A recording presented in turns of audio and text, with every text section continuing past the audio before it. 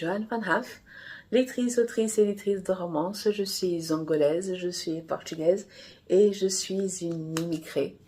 Le 23 janvier 2021, j'ai posé ma valise en France pour la deuxième fois et cette fois-ci pour un temps indéterminé et je n'arrive pas à croire que ça fait 4 ans. Donc, joyeux anniversaire. Je suis toujours là, je suis toujours vivante. La première fois que je suis venue en France, c'était en septembre 2001. J'avais 19 ans, je suis vintage. Je venais pour faire mes études. Et j'étais inscrite à l'université Paul Valéry, la fac de lettres, à Montpellier. Et j'étais terrifiée à l'idée de venir parce que même si mes sœurs allaient me rejoindre, j'allais débarquer toute seule et j'allais être seule pendant plusieurs jours. Et je ne connaissais pas la France en fait. J'avais cette lucidité que j'ai beau avoir fait toute ma scolarité dans les établissements français de l'étranger, je ne connais pas la France. Donc, on apprend l'histoire de France, on apprend la géographie de France, on apprend la littérature de France, mais on n'apprend pas le quotidien de France. Voilà. Et j'étais terrifiée de débarquer en France parce que j'avais pas de support, j'avais personne. Et toute ma vie, on m'a toujours attendue. J'ai toujours eu quelqu'un qui m'attendait quelque part. Quand je voyageais, soit il y avait un de mes proches qui m'attendait à l'aéroport, ou alors quelqu'un m'attendait à l'aéroport pour me conduire à un de mes proches qui m'attendait à la maison. Donc, l'idée d'arriver dans un pays que je ne connaissais pas, au-delà des livres, et ne pas avoir quelqu'un qui m'attend, qui me guide, qui m'accompagne, ça me terrifiait. Et j'étais angoissée, mais j'ai angoissée. Donc, je suppliais à mon père de m'accompagner. Et mon père a fait, mais pourquoi faire? Là-haut, comment ça, mais pourquoi faire les gens? Non, mais cet homme, sérieusement. Et donc, mon père m'a posé 3 questions, plus la question ultime, c'est, est-ce que tu sais parler français? Of course. Oui, je sais parler français. Est-ce que tu as de l'argent? Oui, j'ai des francs, parce que vintage, et parce qu'il n'y avait pas cette histoire encore de virement entre l'Angola et la France, parce que je n'avais pas de compte bancaire en France, parce que je débarquais, il n'y avait pas de carte de crédit entre l'Angola et la France non plus. Donc j'allais débarquer, j'avais besoin de non seulement d'offrir un compte bancaire, il fallait que je m'alimente, il fallait que je trouve un numéro de téléphone français. Donc voilà, donc oui, j'avais des francs, j'avais des liquides, parce qu'il n'y avait pas d'autre moyen de me gérer quand en arrivant sur place. Et 3e question, mon père m'a demandé, est-ce que tu sais où tu dois te rendre? Et il avait organisé, se blesse, un logement. En fait, c'était pendant un mois, on allait rester dans un appart-hôtel. Pour les Montpelliérains, c'était à Avenue du Pont Juvénal. Et après ce mois-là, on allait déménager dans notre logement de l'année, qui était dans le quartier Boutonnet, beaucoup plus proche de l'université. Et donc, oui, j'avais l'adresse de l'appart-hôtel et le dossier pour l'appartement suivant, etc. Et donc, mon père me regarde, question ultime, la question qui tue, qui casse, qui t'explose. Il demande, alors qu'est-ce que tu veux que je fasse? Je sais pas moi, mais le support émotionnel un peu, mais... Mon père est du genre à dire, saute. Si tu ne sautes pas, il te pousse. Pour m'apprendre à neiger, il m'a jeté à l'eau. Hein. Donc, je nage comme un petit chien, mais au moins je nage. Mais ouais, plonge, tu apprendras à nager. Donc j'ai plongé, hein, de genre, qu'est-ce que tu veux que je fasse? Donc j'avais une grosse valise, des valises anciennes, hein, pas celles qui ont la lance télescopique, non, c'est celle qui est sur le côté, qui pèse des kilos, etc. Plus un sac de voyage kilométrique kaki, façon sac militaire, et j'ai débarqué à Montpellier. Aéroport de Montpellier Méditerranée, l'atterrissage est magnifique à Montpellier parce qu'on a les étangs, on voit la Méditerranée, c'est des étangs, du genre, c'est magnifique. Mais je pensais vraiment, quand je me suis préinscrite à Paul Valéry, que quand on disait Méditerranée, que Montpellier était vraiment sur la côte. Pas qu'il fallait faire 40 minutes de voiture pour être à la plage. Je pensais vraiment que c'était sur la côte. Donc l'aéroport qui s'appelle Montpellier Méditerranée, j'avais cru. Les gens, je viens de Luanda. Luanda est sur la plage. Les gens, on n'a pas besoin de faire 40 minutes à moins qu'il y ait des embouteillages, mais on n'a pas besoin de faire 40 minutes pour être à la plage. On est à la plage. On voit la plage, on voit dans notre immeuble, 10e étage, chez ma mère, on voit la mer. On voit tout plein de mer. Donc pour moi, si on dit non, mais c'est la Méditerranée, ben c'est sur la Méditerranée, quoi. C'est pas dans les terres. Mais bref, je m'évade. Donc voilà, c'était la première déception, savoir que voilà. Et parce que je ne savais pas comment j'allais me rendre à Montpellier, j'ai pris un taxi. On va sacrifier quelques francs, hein. Et voilà, donc j'arrive à Montpellier. Et c'était à une époque où il n'y avait pas de Wi-Fi, j'avais pas de numéro français. J'avais pas d'ordinateur. Il fallait que je me rende dans un cybercafé pour envoyer un mail à tout le monde pour dire je suis bien arrivée, je suis entière, tout va bien. Il a fallu que j'achète donc un numéro de téléphone, il a fallu que j'apprenne à m'orienter. Moi qui ai un grand sens de la désorientation et moi qui ne sais pas lire les cartes, on n'avait pas de GPS, les gens n'avaient pas de smartphone, on n'avait pas de GPS, donc j'avais une vraie carte de Montpellier en papier, qu'on plie et qu'on déplie et que ben on se débrouille. On se débrouille. Je suis là. Je me suis débrouillée. Donc, quelques jours plus tard, ma grande sœur et ma sœur me rejoignent. Et c'est pas, quand je dis ma sœur, ce n'est pas parce que c'est ma seule sœur, que je considère ma seule sœur, c'est la hiérarchie. J'ai 4 sœurs, donc j'ai ma grande sœur, ma sœur qui est la plus proche en âge, ma petite sœur et ma mini-sœur. Donc si je dis ma sœur, c'est juste pour celle qui est non seulement plus proche en âge, mais de qui je suis plus proche aussi. Donc ma grande sœur et ma sœur débarquent et ma grande sœur a déjà vécu en France. Donc ma grande sœur est très parisienne. Et pendant que moi je grandissais entre le Portugal et l'Afrique du Sud, ma sœur était en internat à Paris. Donc elle connaissait le quotidien de France. Et dès le départ, elle dit mais Jeanne, qu'est-ce que tu fous? Parce que moi qui connais rien de rien, j'avais peur de me perdre en plus, je savais pas comment ou m'acheter à manger. Ben j'ai acheté des bricoles dans une épicerie de quartier. Moi je pensais que c'était juste un mini marché, comme juste un mini marché en fait. Je savais pas que c'était pas les mêmes prix.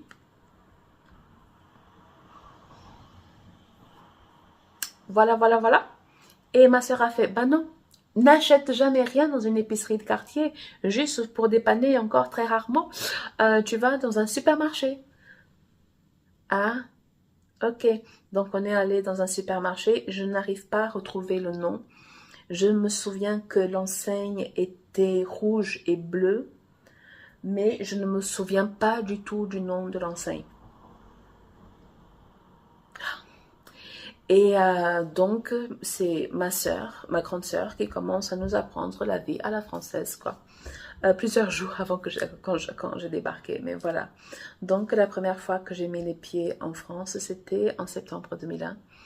Et j'ai quitté la France en juillet 2011. Il y a un truc avec les 1. Entre 2001 pour que j'arrive, 2011 pour que je parte, 2021 pour que je revienne. Et j'ai raconté dans un autre épisode, donc j'étais sans papier, donc je ne pouvais pas continuer de vivre comme ça. J'ai décidé de rentrer et ça a été compliqué de revenir. J'ai donc quelques années, en 2015, on a commencé les démarches, ma mère et moi, pour la nationalité portugaise. Et je devais attendre que ma mère ait la nationalité portugaise parce que dans la loi portugaise, il faut qu'on, si ce n'est pas, si tu ne te naturalises pas, ça veut dire que tu as ta nationalité parce que tu as vécu à cet endroit-là.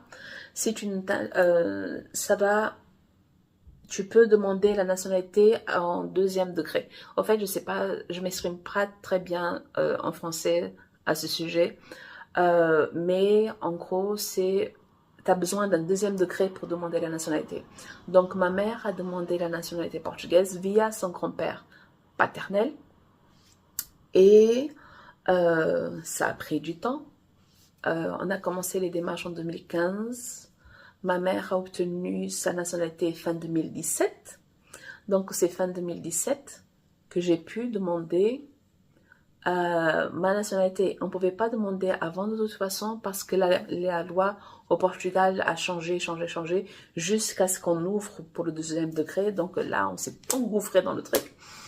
Donc, j'ai entamé mes démarches en fin 2017 et il a fallu un bout de temps et j'ai eu la réponse en janvier 2020. C'était le 8 janvier 2020. Donc je reçois ce mail et du genre la fête. Et c'était comme si on avait brisé un seau. Parce que tant que je n'avais pas la nationalité, tant qu'on ne me disait pas que j'avais la citoyenneté, je ne rêvais plus.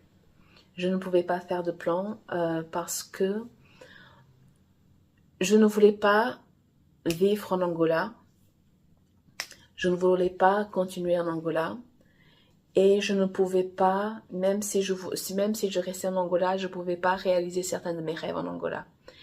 Et, mais ça, c'est quelque chose qui a toujours été vrai. Et je l'ai apprise quand j'étais encore ado. C'est que je suis née dans le mauvais pays. Rien contre l'Angola, avec tous ses défauts, il y a quand même des qualités, mais je ne me sens pas à l'aise, je ne me sens pas confortable en Angola, je ne me sens pas chez moi à Luanda, alors que j'ai vécu, toutes les années que j'ai vécu en Angola, je les ai vécues à Luanda, la capitale. Et je pense que ça, c'est toujours un déchirement de ne pas être né dans un pays, d'être né dans un pays qu'on ne ressent pas comme le nôtre. Et c'est toujours quelque chose qui m'a manqué et que je ne peux pas transformer. Et j'ai toujours envié mes camarades au Portugal qui étaient nés à Lisbonne, qui avaient fait toute leur scolarité à Lisbonne, qui avaient fait leurs études à Lisbonne, qui s'étaient mariés à Lisbonne, qui avaient fait des enfants à Lisbonne, qui vivaient toujours à Lisbonne et qui avaient des amis qui avaient exactement le même parcours. Elles étaient lisboètes, elles vont mourir lisboètes et elles vivent Lisbonne. Et moi, j'ai toujours eu envie de ça, de vivre Je ne suis même pas née à Luanda, donc en même temps, mais j'avais envie de vivre, moi, mon pays, mais je n'ai jamais eu cet attachement-là. Et donc, donc j'étais coincée parce que dans mes rêves à moi, ces rêves n'étaient pas applicables en Angola. Et donc, ma seule idée était de m'échapper. Mais tant que je n'avais pas ce passeport, tant que j'avais pas la citoyenneté, j'étais bloquée. Donc, je ne rêvais plus. Je ne faisais plus de projet, je ne faisais rien. J'existais. Je survivais. C'était parmi les périodes les plus sombres de mon existence. Et la seule chose que je dégrasse, alléluia, c'est que je n'ai pas de tendance dépressive, je n'ai pas des tendances petit suisse, parce que ça aurait pu être très facile. Ça aurait pu être très facile quand on vit à un 10e étage. Parfois, on a des pensées très pragmatiques à ce sujet-là. Donc, c'est pas que je ressentais le besoin, c'est pas que j'avais des impulsions, mais on avait ce côté très pragmatique. Ah, c'est très facile. Mais j'ai perdu vite. Et donc, le 8 janvier 2020, je reçois le mail à dire que voilà, mon dossier est passé. Maintenant, je n'attends plus que l'acte de naissance portugais. Et c'est comme si on venait d'ouvrir, le seau s'est brisé. C'est comme si on venait d'ouvrir la boîte et il y a le diable qui a explosé comme ça. Pouf! Du genre, à partir de ce moment-là, tous les rêves sont revenus, tous les projets sont revenus. Je me suis sentie revivre, je me suis sentie du genre créative, créative. J'avais des envies, je pouvais, au lieu de juste rêver, je pouvais commencer à planifier et c'était tellement, mais 2020. 2020, la meilleure année de nos vies, de notre génération, n'est-ce pas? Donc, 2020. Il a fallu attendre juillet pour que j'ai enfin mon acte de naissance. Mais donc, entre janvier et juillet, le temps que ça arrive, au fait, en janvier, j'avais tout plein de... J'avais des rêves, des envies, j'avais envie de faire tout plein de choses, je faisais déjà des plans sur la comète, etc. Mais en mars, quand le monde s'est fermé sur lui-même, j'ai fait j'ai fait pause, du genre, tant que, avant j'étais en train de dire, tant que je n'ai pas la citoyenneté, je peux pas. Et en fait, le truc, c'est que tant que je n'ai pas les documents, tant que je ne peux pas quitter le pays, ça ne sert à rien. Je suis en train de me stresser, de m'angoisser pour rien. Donc, j'ai attendu jusqu'en juillet pour mon acte de naissance. Et avec l'acte de naissance, je pouvais demander ma carte d'identité. Et seulement avec la carte d'identité, je pouvais demander le passeport. Donc, et les créneaux, où étaient-ils pour demander la carte d'identité? Ben, il n'y en avait pas. Parce que 2020. Donc, j'ai eu ma carte d'identité portugaise en novembre, tout fin novembre, la dernière semaine de novembre. Et il a fallu après voir les créneaux pour le passeport. Et donc on clique tous les jours sur le site pour voir, etc. Donc j'obtiens, maintenant je ne me souviens pas si c'était les derniers jours avant Noël ou si c'était déjà la première semaine de janvier 2021. Mais voilà, donc j'ai eu mon passeport portugais en janvier 2021, exactement un an, quasiment jour pour jour, après avoir eu le mail qui disait « Joanne, tu es portugaise ». Ah non. Et comme j'avais le passeport maintenant, j'avais maintenant tout le temps du monde parce que tout était entre mes mains, plus le contexte global, mais c'était maintenant entre les mains et maintenant j'avais toutes les opportunités du monde et tout le temps du monde, quoi. Maintenant, on ne pouvait pas me retirer le passeport, maintenant je pouvais partir à n'importe quel moment. Et mes rêves sont revenus, mes envies sont revenues, mes ambitions sont revenues, mes plans sont revenus et ma première idée était que j'allais m'installer au Portugal. Donc mon but en quittant l'Angola, ça avait été depuis un an quasiment de m'installer au Portugal. Mais quelques jours plus tard, il y a une énième vague. Le gouvernement décide de fermer les frontières. Les frontières allaient fermer en une semaine. Et quand l'Angola ferme les frontières, c'est pour 3 mois ou 6 mois et je ne voulais pas être coincée là. Du genre, je peux réfléchir ce que je veux réfléchir, mais ailleurs. Donc, en moins d'une semaine, j'ai plié bagages, j'ai pris mes clics et mes claques. Bon, en même temps, c'était une valise parce que je voyage léger, je suis minimaliste. Donc, une valise de 13-14 kilos, un cabas, un tote bag cabas avec pull, manteau, parapluie, écharpe, parce que janvier c'est la canicule les gens, donc j'allais me prendre 30-40 degrés de choc thermique et Et donc, en quelques jours, j'ai dit, je range mes affaires et je pars. Et mon grand frère, qui est diplomate, il travaillait auprès de l'UNESCO. Donc, j'ai dit à mon grand frère, je débarque, j'arrive. Et mon petit frère, il était aussi, il a passé le confinement avec lui. Et donc, je plie bagages et je pars. Le 22 janvier, je monte dans un avion destination Lisbonne et de Lisbonne, je prends un avion direction Paris. Et je n'avais pas fait le parallèle avant de tourner cet épisode, mais en quittant Orly, je crois, ouais, c'était Orly. En quittant Orly, j'ai pris un taxi, ou Uber, plutôt Uber, pour me rendre chez mon grand frère.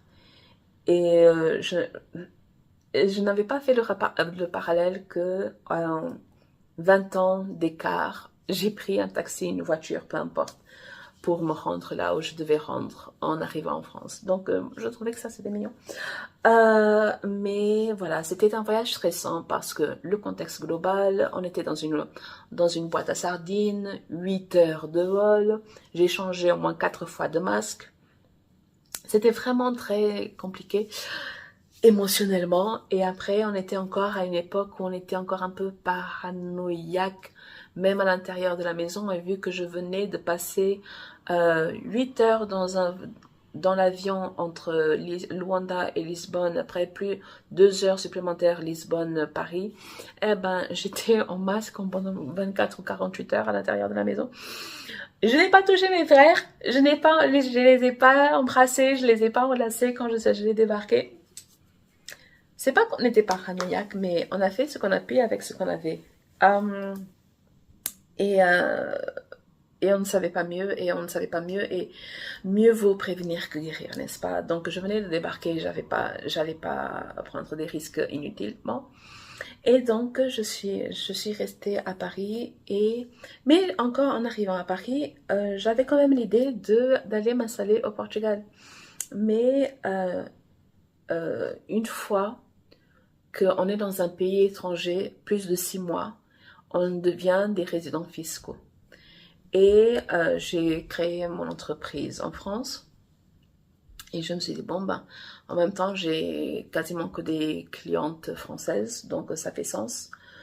Mais en plus, de la même façon qu'on crée une entreprise, on peut la clôturer. Donc, ce n'est pas ça qui me stressait parce que je regardais toujours l'immobilier au Portugal, dans la ville d'une de mes cousines, parce que mon projet était de m'installer près de chez elle. C'est à une heure de Lisbonne, donc c'est même pas la capitale.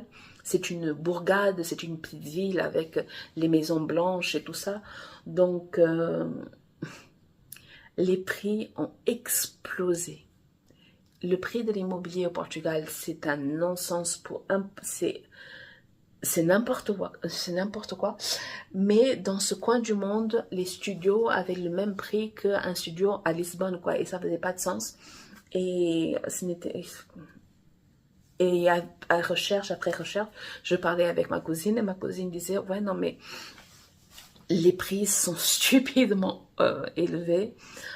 Ça a quasiment doublé et j'allais pas payer un studio non meublé quasiment le prix d'un studio dans la capitale, quoi. Pragmatiquement, ça n'était pas possible, quoi, parce que non seulement je paye tout ça et en plus je dois meubler l'appartement, et finalement j'ai dit que ben je vais rester en France, en fait. C'est logique de rester en France parce que c'est mon pays de cœur. Je reprends mes habitudes, je reprends une routine, je suis chez moi. C'est pas chez moi, mais je suis chez moi. Et je peux rester cette fois-ci parce que j'ai le bon passeport cette fois-ci. Et ça fait sens de continuer ce que j'ai commencé. Et maintenant, je cherche un appartement en France, peu importe. Je cherchais surtout dans le sud, entre Montpellier et Carcassonne, parce que mes meilleurs amis vivaient à Montpellier et à Carcassonne. Et je me dis que j'étais en train de chercher dans le coin et je ne trouvais rien. Et quand je trouvais, quand je faisais une proposition, mon dossier ne passait pas parce que je n'avais pas de CDI, parce que mon entreprise n'avait pas 2 ans ou 3 ans, et je n'avais pas le dossier pour. Et j'étais en train de stresser dans ce truc. Et pour mon 40e anniversaire, je me suis dit, je vais profiter de mon passeport. J'ai le bon passeport pour une fois. Et je vais visiter Londres, je vais visiter l'Angleterre. J'ai jamais mis les pieds en Angleterre parce que quand on a le mauvais passeport, il faut de la paperasse comme ça pour un visa pour l'Angleterre. Et là, j'ai le bon passeport, je peux juste partir. Donc, je vais passer quelques jours pour célébrer mon anniversaire, mon 40e anniversaire, chez une amie romancière. Et j'en profite, je prends des photos et je suis bien et je suis contente. Voilà à quoi ça sert ce passeport-là. Et une des choses, et je discute avec mon ami, ben je cherche un appartement, c'est compliqué dans ma situation, etc., etc. Et après, je rentre à Paris et je suis crevée parce que je suis partie en bus. Je suis rentrée en bus, c'est plus de 10 heures de bus. Je rentre, je dors. Je vais dormir. Et quand je me réveille, j'ai un message de mon ami de Londres qui dit, écoute, tu vas recevoir un message d'une autre amie romancière et elle a un appartement qui va se libérer. Et moi, j'ai comme ça, ok. Donc, j'ai reçu un message. Au fait, j'avais reçu un message avec des photos d'appartements sur Instagram. Je pensais que c'était une arnaque, donc je n'ai même pas regardé davantage. Et je reviens sur mon message, je vois que je peux faire une visite à distance par visio. Et on discute. Je fais donc cette visite et je dis, je veux avoir, mais qu'est-ce qu'il faut, je sais pas quoi. Et quasiment 10 jours après être rentrée de Londres, j'arrivais en Normandie. Je n'avais jamais mis les pieds dans le coin. Je suis déjà allée à Lille, Tourcoing, je suis déjà allée à Metz, à Thionville, à Nancy. Donc, il y a des coins où je suis allée dans le nord, mais pas dans ce nord-ci. Mais en 10 jours, je débarquais. Désolée pour le jeu de mots, mais c'était pas voulu, c'est un jeu de mots involontaire. J'ai débarqué en Normandie et ça fait quasiment 3 ans maintenant que je suis en Normandie, à Caen-la-Mer, la métropole canoise, la métropole canaise. Et je suis bien, je vais bien. J'adore la vie que je construis, j'adore ma vie dans ma petite prairie. J'adore être à proximité de ma proprio. J'ai souffert 10 ans. J'ai beaucoup perdu. J'ai beaucoup sacrifié. Mais je suis en train de vivre une vie que je ne pensais pas possible au moment les plus sombres. Et je suis très reconnaissante, extrêmement reconnaissante de pouvoir vivre en France, de pouvoir vivre ici, d'avoir les proprios que j'ai. J'ai la chance d'avoir pu faire ce que j'ai fait, la chance d'avoir pu atterrir chez mon grand frère quand j'en avais le plus besoin. J'ai la chance d'avoir eu ma mère qui a sauvé ma vie.